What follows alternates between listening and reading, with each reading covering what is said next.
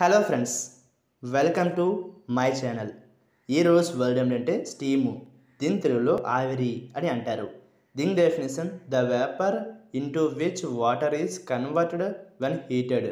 అంటే తెలుగులో వేడి చేసినప్పుడు నీరు మార్చబడే ఆవిరి. దీనికి సంబంధించిన కొన్ని ఫోటోలు చూద్దాం. వాటితో ఇంకా బాగా అర్థం చేసుకోవచ్చు.